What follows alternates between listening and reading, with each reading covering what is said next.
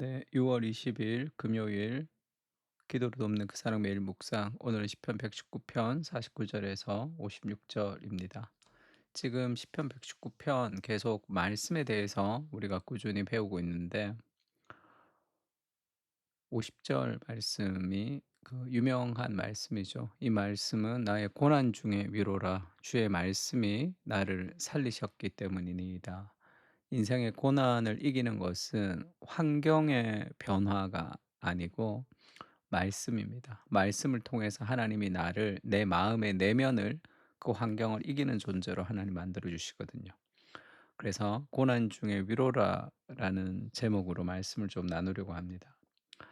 첫 번째는 말씀은 고난 속에서 위로를 주죠. 왜냐하면 말씀은 하나님의 임재, 말씀을 통해서 하나님의 임재를 보여주거든요. 우리를 느끼게 해주기 때문에 그렇습니다. 주의 종에게 하신 말씀을 기억하소서. 주께서 내게 소망을 가지게 하셨나이다. 하나님의 말씀이 우리의 미래의 소망을 가지게 하는 거죠. 그래서 이 말씀은 나의 고난 중에도 현재의 고통 가운데서도 위로를 줄 수 있죠. 주의 말씀이 나를 살리셨기 때문이니이다. 교만한 자들이 나를 심히 조롱하였어도 나는 주의 법을 떠나지 아니하였나이다. 교만한 자들은 야 아무 소용없어 이렇게 얘기하죠. 그러나 그 말씀을 붙들 때 그 말씀이 고난 속에서 우리에게 위로로 작동하고 결국 그 다른 사람은 인정하지 않지만 하나님의 말씀을 붙들 때 결국 그 말씀이 우리 인생 가운데 열매를 맺게 되는 거죠. 그러니까 말씀대로 살아가는 것은 세상의 방식하고는 좀 다릅니다. 그래서 교만한 자들, 자기의 힘을 의지해서 살아가는 사람들은 말씀을 따라 살아가는 사람들을 조롱하기도 하죠. 그러니까 우리도 말씀을 따라 살아가지 않는 이유는 삶의 교만 때문에 그렇습니다. 내 힘과 내 생각으로 내가 내 인생을 가장 행복하게 만들 수 있다라는 착각이 말씀 안에서 참된 행복으로 나가지 못하게 하는 거죠. 그러므로 로마서에는 믿음으로 하나님과 이제 화평하게 되었습니다. 관계가 회복이 되었죠. 그러면 그로 말미암아 우리가 믿음으로 서 있는 은혜에 들어감을 얻었으며 하나님의 영광을 바라고 즐거워한다. 이렇게 하나님의 영광을 즐거워하게 되는 단계가 믿음으로 구원을 받았을 때 생기는 거죠.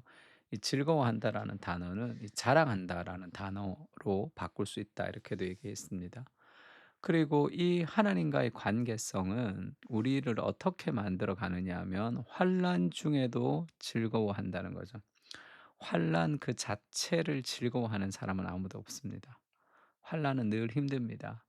그러나 그 환난을 우리가 즐거워할 수 있는 이유는 환난이 결국 인내를 만들고 인내를 통해서 연단을 할 때 이 연단은 캐릭터, 우리의 인격을 만든다는 뜻이에요. 그 인격은 결국 우리에게 소망을 이루는 그 하나님의 계획 안에 있다는 것을 기억할 때 오늘의 환란을 우리가 힘들지만 견딜 수 있는 그런 능력을 가질 수 있다는 거죠.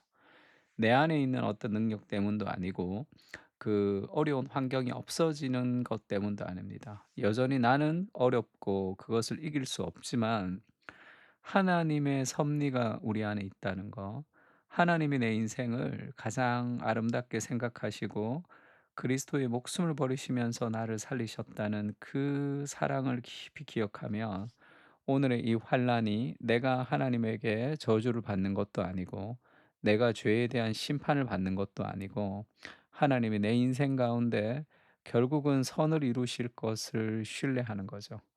그래서 그 말씀이 그 해석이 환란을 이기게 하는 겁니다. 하나님이 내게 좋지 않은 것을 주실 리가 없죠.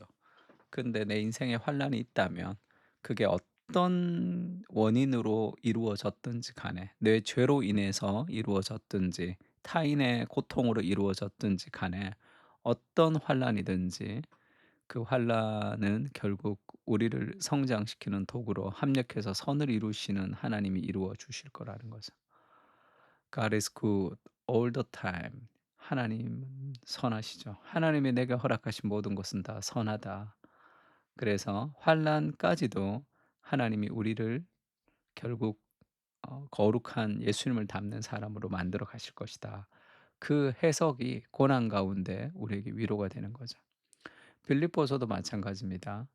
빌립보서도 이 평강이 어떻게 우리에게 오는가 할 때 빌립보 4장 9 절에 그렇게 얘기하죠. "너희는 내게 배우고 받고 듣고 본 바를 행하라. 그리하면 평강의 하나님이 너희와 함께 계시리라." 할 때 지금 이 평강, 하나님과의 평강이라는 것이 어떻게 오는가 하는 거죠. 7 절에 그리하면 모든 지각에 뛰어난 하나님의 평강이 그리스도 예수 안에서 너희 마음과 생각을 지키신다.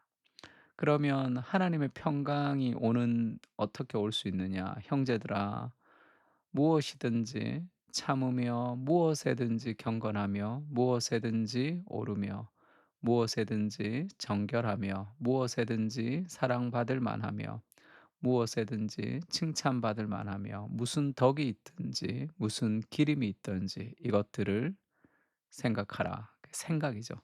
하나님의 말씀을 깊이 생각해서 결국 그 말씀이 우리 삶의 어려움 속에서도 하나님의 평강이 올 때까지 그 말씀을 묵상하는 것이 그것이 고난을 이기는 가장 중요한 방식이라고 할 수 있습니다. 하나님 말씀이 고난 속에 위로가 되는 거죠. 두 번째는 하나님의 말씀이 이 문화의 내러티브에서 벗어나게 하는 거죠. 우리 아까도 읽었지만 교만한 자들은 말씀에 순종하는 삶을 아주 우습게 생각합니다. "야 그래서는 회사 생활 못 해. 그래서는 사회생활 못 해. 그래서는 안 돼." 이렇게 세상의 방식을 따라야 돼. 그런 문화의 내러티브가 있죠. 말씀을 따라 산다는 것은 아주 옛날 책을 가지고 사는 것처럼 구식같이 느껴질 때가 있습니다. 여호와여 주의 옛 규례를 내가 기억하고 스스로 위로하였나이다. 그 구식 같은 그 하나님의 말씀을 우리가 붙들 때 정말 진정한 열매를 맺는 거죠. 오늘의 문화는 유발 하라리가 그렇게 얘기하죠. 옛날에 인터넷 시대의 문제는 인터넷도 없던 자동차도 없던 시대에 성경이 해결해 줄 수 없다 이렇게 얘기합니다. 그 역사의 진보를 믿기 때문이고 그 유발 하라리의 착각은 기술의 발전이 인간의 진보라고 착각하는 거죠. 기술이 발달한다고 인간이 더 좋아지는 것은 아닙니다. 우리는 더 많은 문제들을 해결하지 못하는 거죠. 여러 가지 정신적인 질환들, 아픔들, 어려움들, 더 많은 비만들, 그 수많은 삶의 문제들을 해결하지 못하는 그런 시대, 더욱더 타락한 시대를 접어들었을 수도 있는 거죠. 그래서 이 문화의 방식은 결국 우리를 하나님으로부터 멀어지게 하면서 우리 인생에 행복을 가져다 줄 수 없는 거죠. 주의 율법을 버린 악인들로 말미암아 내가 맹렬한 분노로 사로잡혔나이다. 내가 나그네 된 집에서 주의 율례들이 나의 노래가 되었나이다.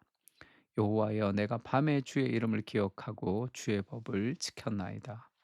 내 소유는 이것이니 주의 법도들을 지킨 것이니이다. 그 문화의 내러티브 속에서 그가 말씀을 붙들고 인내하는 모습을 보여주죠.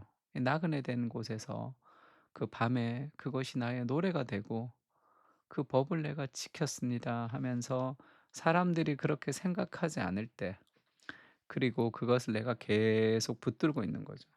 세상과는 다르지만 내 나의 소유는 주의 법도를 지키는 겁니다. 그렇게 얘기합니다. 문화의 내러티브를 벗어나는 것은 문화는 굉장히 화려해 보이고 좋아 보이지만 말씀은 그렇게 보이지 않는단 말이에요. 그러면 그 말씀을 붙들고 꾸준히 인내할 수 있는 힘이 필요하죠. 그러니까 하나님의 은혜가 우리를 인내하게 합니다. 오직 너 하나님의 사람아 이것들을 피하고 의와 경건과 믿음과 사랑과 인내와 온유를 따르며 하나님의 사람의 특징 중에 하나가 인내죠. 그 말씀의 열매를 맺힐 때까지 그것을 품고 기다리는 겁니다. 사랑은 오래 참는다 이렇게 얘기하죠. 그래서 문화는 빠르게 뭔가를 이루어 가게 하지만 말씀은 우리를 참게 합니다. 그리고 이 밭에 떨어지는 비유도 이 길가에 떨어지는 밭 씨가 이 열매를 맺지 못하고 그리고 이제 가시떨기에 떨어지고 그리고 이제 돌밭에 떨어지고 그런 밭이 결실하지 못하죠.